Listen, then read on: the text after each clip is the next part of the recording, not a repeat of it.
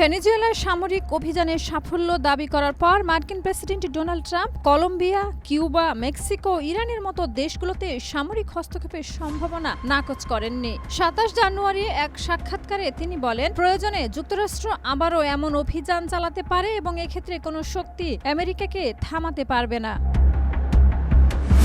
Iran ইস্যুতে Trump জানান, পারস্য উপসাগরে যুক্তরাষ্ট্রের একটি বড় নৌবহর মোতায়েন রয়েছে। একই সঙ্গে তিনি ইঙ্গিত দেন, তেহরানের নেতৃত্ব হয়তো একটি চুক্তিতে পৌঁছাতে আগ্রহ দেখাতে পারে। তবে ইরান সরকার বরাবরই মার্কিন সামরিক হুমকির বিরুদ্ধে কঠোর প্রতিক্রিয়া সতর্কবার্তা দিয়ে আসছে।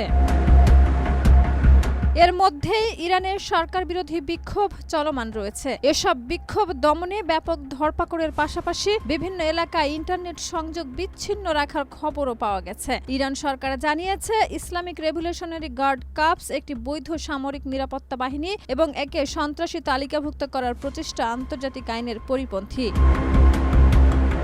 ইরানের উপর সম্ভাব্য মার্কিন হামলা নিয়ে রাশিয়া ও চীনের প্রতিরক্ষা মন্ত্রীরা আলোচনা করছেন। তবে বিশ্লেষকদের মতে মস্কো, বেইজিং কেউই ইরান ইস্যুতে যুক্তরাষ্ট্রের সঙ্গে সরাসরি সংঘাতে যেতে আগ্রহী নয়।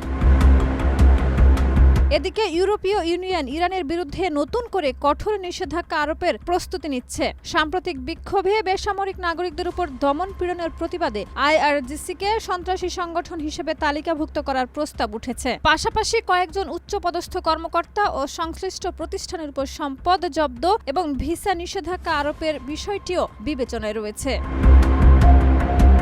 একদিকে ট্রাম্পের সামরিক শক্তি প্রদর্শনের হুমকি, অন্যদিকে ইউরোপীয় ইউনিয়নের রাজনৈতিক ও অর্থনৈতিক চাপ। এই দ্বিমুখী চাপে ইরানকে ঘিরে আন্তর্জাতিক উত্তেজনা আরও বাড়ছে। তবে বিশ্ব শক্তিগুলো আপাতত পূর্ণমাত্রা যুদ্ধ এড়িয়ে কূটনৈতিক পথে সংকট সামাল দিতে চেষ্টা করছে।